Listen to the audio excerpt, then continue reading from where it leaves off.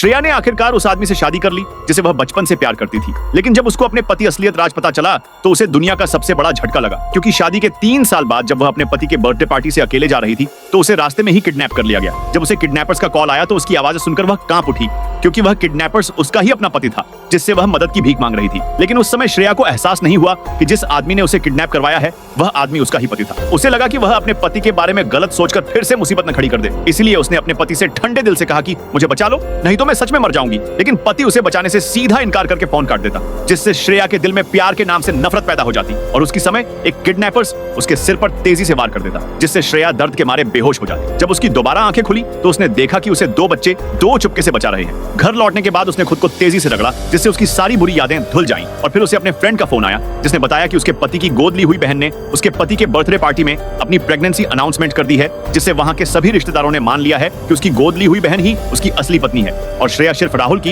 एक काम चलाऊ पत्नी थी, क्योंकि बचपन से ही उसके पति के हर कामों का ध्यान उसकी गोद ली हुई बहन को रखना पड़ता था। इसलिए उसके पति की दूसरी पसंद उसकी गोद ली हुई बहन थी। और कुछ देर बाद जब उसका पति घर वापस आया तो उसने श्रेया से इतना बेकार प्रैंक करके कहा कि क्यों तुमने मुझसे बचाने का जिद नहीं की, अगर की होती तो मैं जरूर बचाने आता ना। लेकिन श्रेया का दिल टूटा हुआ देखकर राहुल तुरंत अपने गुस्से को कंट्रोल करके श्रेया को गले लगा लेता और उसे खुश करने के लिए शहर के सबसे महंगी ज्वेलरी दिलाने का वादा किया। लेकिन उसे क्या पता था कि अब श्रेया दिल पूरी तरह से टूट चुका था, इसलिए वह अपने पति को दूर धकेल देती, लेकिन उसका उसे खींचकर बिस्तर पर लेटा दिया और अपनी रूठी हुई पत्नी को मनाने के लिए उसे किस कर लेता। लेकिन इस बार राहुल अपने पत्नी को कितनी बार भी मनाने का कोशिश की हो, लेकिन उसके पत्नी पर कोई असर नहीं हुआ। दोस्तों, अभी कहानी खत्म नहीं हुई है, अगर आगे देखना है सब्सक्राइब करके नेक्स्ट पार्ट लिखो।